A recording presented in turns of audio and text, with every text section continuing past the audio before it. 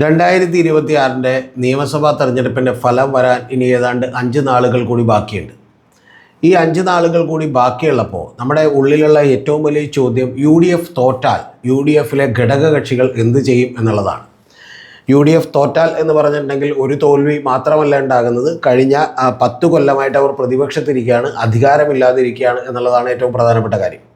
അപ്പോൾ അതിലെ മറ്റ് ഘടകകക്ഷികൾക്കൊന്നും വേറെ ഓപ്ഷനില്ല, അവർ സ്വാഭാവികമായിട്ടും UDFിൻ്റെ ഒപ്പം തന്നെ നിൽക്കും എന്നാണ് നമ്മൾ വിചാരിക്കേണ്ടത്. പക്ഷേ അവരുടെ ശക്തി പതുക്കെ ക്ഷയിക്കും എന്നുള്ള കാര്യത്തിലൊന്നും ഒരു സംശയമില്ല. അതേപോലെ തന്നെ കോൺഗ്രസിൻ്റെയും ശക്തി ക്ഷയിക്കും എന്നുള്ളൊരു കാര്യത്തിലും സംശയമില്ല. പക്ഷേ ഏറ്റവും പ്രധാനപ്പെട്ട കാര്യം, മുസ്ലിം ലീഗ് വളരെ ശക്തമായിട്ടുള്ളൊരു പെർഫോമൻസ് നടത്തിയിട്ടും അവർക്ക് അധികാരത്തിലേക്ക് എത്താൻ കഴിഞ്ഞില്ലെങ്കിൽ അവർ എന്ത് ചെയ്യും എന്നുള്ളതാണ് ഏറ്റവും പ്രധാനപ്പെട്ട കാര്യം. ആ പോയിന്റിലേക്ക് ഞാൻ വരുന്നതിന് മുമ്പ് നമ്മുടെ ചാനലിനെ കുറിച്ചൊരു പ്രത്യേകമായിട്ടുള്ള കാര്യം തന്നെ പറഞ്ഞോട്ടെ. നമ്മുടെ ചാനലിനെ സപ്പോർട്ട് ചെയ്യാൻ കഴിയുന്നവർ നമ്മളൊരു മെമ്പർഷിപ്പ് എടുത്തുകൊണ്ട് സപ്പോർട്ട് ചെയ്യണം എന്നുള്ളതാണ് എനിക്ക് പറയാനുള്ളത്. നിങ്ങൾക്ക് താല്പര്യവും കഴിവുമുണ്ടെങ്കിൽ മാത്രം അത് ചെയ്താൽ മതി. ഒരു മാസം 179 രൂപ അടച്ചുകൊണ്ട് നിങ്ങൾക്ക് മെമ്പർഷിപ്പ് എടുക്കാം. അതാണ് ലെവൽ 1. രണ്ടാമത്തെ ലെവൽ 359 രൂപയാണ്. ഇത് ഏതെടുത്താലും നിങ്ങൾക്ക് കിട്ടാൻ പോകുന്ന ഒരു ബെനിഫിറ്റ് എന്ന് പറയുന്നത്, നിങ്ങൾക്ക് വീഡിയോകൾ ഏതാണ്ട് കുറച്ച് നേരത്തെ കാണാം എന്നുള്ളത് മാത്രമേ ഉള്ളൂ. അല്ലാതെ മറ്റു വലിയ പെർക്സോ ബെനിഫിറ്റോ ഒന്നും ഉണ്ടാവില്ല. പക്ഷേ നമ്മുടെ ചാനൽ ഇതുപോലെ നിലനിൽക്കണമെന്നും നമ്മളെ സ്നേഹിക്കുന്ന ആളുകളൊക്കെ തന്നെ സപ്പോർട്ട് ചെയ്യാവുന്നതാണ് എന്നാണ് എനിക്ക് പറയാനുള്ളത്. പലപ്പോഴും ഇവിടെയുള്ള എല്ലാ മീഡിയകളും തന്നെ പല വെസ്റ്റഡ് ആയിട്ടുള്ള താല്പര്യങ്ങളുടെയും പുറത്താണ് വാർത്തകൾ കൊടുത്തുകൊണ്ടിരിക്കുന്നത് എന്നുള്ളത് ഞാൻ പറയാതെ തന്നെ എൻ്റെ പ്രേക്ഷകർക്കറിയാം. ചില വാർത്തകൾ അവർ കണ്ടില്ലെന്ന് നടിക്കും, ചില വാർത്തകൾ അവർ വളച്ചൊടിക്കും എന്നുള്ളതൊക്കെ നമുക്കറിയാം. പെൻസിൽ വര വിള്ളലാകും എന്നുള്ളതൊക്കെ നമുക്കറിയാം. അപ്പോൾ അത്തരത്തിലല്ല, നമ്മൾ യാഥാർത്ഥ്യങ്ങൾ പറയുന്ന ഒരു ചാനലായി ഇത് നിലനിൽക്കും എന്ന് മാത്രമാണ് എനിക്ക് പറയാനുള്ളത്. മറ്റു പല ബിസിനസ് ഹൗസുകളിൽ നിന്ന് പരസ്യമോ അല്ലെങ്കിൽ ചില ആളുകളുടെ നിന്ന് ഇലക്ഷനൊക്കെ ഫണ്ടിക്കോ മേടിക്കാനുള്ള സൗകര്യങ്ങളൊക്കെ നമുക്കുണ്ടായിരുന്നു.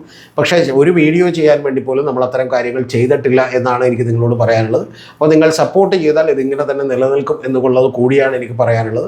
കൂടാതെ ഇത് മറ്റു തരത്തിൽ സപ്പോർട്ട് ചെയ്യാൻ കഴിയുന്ന ആളുകൾക്ക്, മറ്റത് മന്ത്ലിയാണ്, അല്ലാതെ ഒറ്റ തവണത്തേക്ക് സപ്പോർട്ട് ചെയ്യാൻ കഴിയുന്ന ആളുകൾക്ക് വേണ്ടിയിട്ട് ഇതിൻ്റെ താഴെ നമ്മളൊരു GPay നമ്പറും നമ്മുടെ അക്കൗണ്ട് നമ്പറും ഒക്കെ വെച്ചിട്ടുണ്ട്. അതിലേക്കും നിങ്ങൾക്ക് സാമ്പത്തിക സഹായമൊക്കെ നൽകാവുന്നതാണ് എന്ന് മാത്രം പറഞ്ഞുകൊള്ളട്ടെ. നമുക്ക് ടോപ്പിക്കിലേക്ക് തിരിച്ചു വരാം.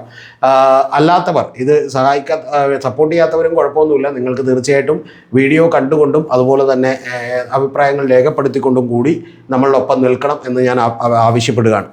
ഇനി അടുത്ത ഏറ്റവും പ്രധാനപ്പെട്ട കാര്യം, മുസ്ലിം ലീഗ് അപ്പോൾ എന്ത് ചെയ്യുമെന്നുള്ളതാണ്. മറ്റ് ഘടകകക്ഷികളുടെ ഒന്നും പ്രശ്നമായിരിക്കില്ല മുസ്ലിം ലീഗിനുണ്ടാവുക. ഇപ്പം ജോസഫ് ഗ്രൂപ്പിനെ കൂടി വന്നാൽ 5 or 6 സീറ്റുകൾ വരെ നേടിയേക്കാം എന്നുള്ളത് യാഥാർത്ഥ്യമാണ്. കൂടി വന്നാൽ 7 സീറ്റുകൾ മാക്സിമം വന്നാൽ നേടിയേക്കാം. പക്ഷേ മുസ്ലിം ലീഗിൻ്റെ അവസ്ഥ അതല്ല. അവരുടെ ചരിത്രത്തിൽ തന്നെ ഏറ്റവും മികച്ച പെർഫോമൻസ് അവർ ഇത്തവണ നടത്തും എന്നുള്ളതാണ് നമ്മൾ വിചാരിക്കുന്നത്.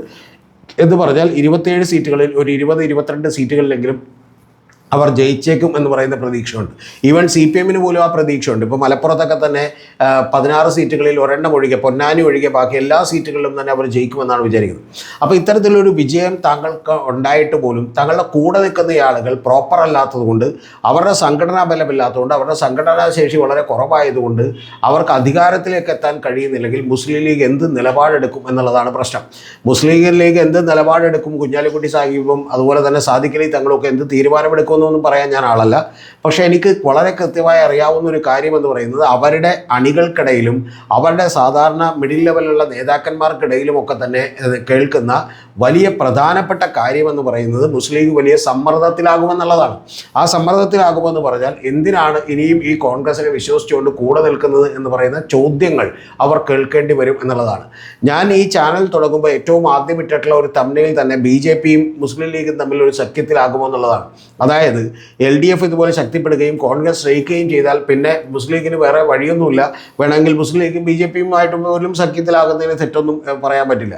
പക്ഷേ അതല്ലെങ്കിൽ മുസ്ലിം ലീഗ് ഒരുപക്ഷെ ഇപ്പോൾ ഏറ്റവും അടുത്ത സാഹചര്യങ്ങളിൽ മുസ്ലിം ലീഗ് LDFിലേക്ക് പോയാലും നമ്മൾ അത്ഭുതപ്പെടേണ്ട. പോയില്ലെങ്കിൽ പോലും അത്തരത്തിലുള്ള ചർച്ചകൾ നടക്കാനുള്ള സാധ്യതകളുണ്ട്. പോകണമെങ്കിൽ പോലും വലിയ കടമ്പകളുണ്ട്.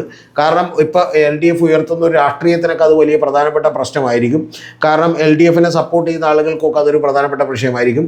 കാരണം LDFിന് ഇപ്പോൾ തെക്കൻ മേഖലയിൽ നിന്നാണ് വലിയ തോതിൽ വോട്ട് കിട്ടാനിരിക്കുന്നത്. അങ്ങനെ വോട്ട് കിട്ടുമ്പോൾ സ്വാഭാവികമായിട്ടും UDF വന്നിട്ടുണ്ടെങ്കിൽ മുസ്ലിം ലീഗും അതുപോലെ ജമാഅത്തെ ഇസ്ലാമിയും പോലെയുള്ള പാർട്ടികൾ ഭരിക്കുമെന്ന് പറയുന്ന തോന്നലൊക്കെ കൂടി ആളുകൾക്കുണ്ട്. അതിൻ്റെ വോട്ട് ബാങ്കുകളൊക്കെ കൂടി അവരുടെ CPMൻ്റെ കൈകളിലുണ്ട്. അത്തരത്തിൽ സ്റ്റേറ്റിൽ CPM വരട്ടെ എന്ന് വിചാരിക്കുന്ന BJPയോട് അനുഭാവമുള്ള കേന്ദ്രത്തിലേക്ക്, പാർലമെൻറ്റിലേക്ക് BJP വോട്ട് ചെയ്യുന്ന ആളുകൾ വരെ നിരവധി ആളുകൾ CPMന് വോട്ട് ചെയ്യുന്നുണ്ട്. അപ്പോൾ അതുകൊണ്ട് തന്നെ വളരെ ഈ പറയുന്ന പോലെ ഒരു കോംപ്ലക്സ് ആയിട്ടുള്ള സിറ്റുവേഷനാണ് അത് എന്നുള്ളത് നമുക്കറിയാത്തൊരു കാര്യമല്ല. കൂടാതെ മുസ്ലിം ലീഗ് ഇപ്പുറത്തേക്ക് വന്നിട്ടുണ്ടെങ്കിൽ CPI മൂന്നാമത്തെ കക്ഷിയായി തീരും, CPIയുടെ ഒരു പ്രാധാന്യം നഷ്ടപ്പെടും എന്നുള്ളതൊക്കെ നമുക്കറിയാം. അപ്പോൾ അതുകൊണ്ട് തന്നെ വലിയ തോതിലുള്ള ഒരു പ്രശ്നം ഇത്തരത്തിലുള്ള മാറുന്നതിന് വേണ്ടിയുണ്ട്.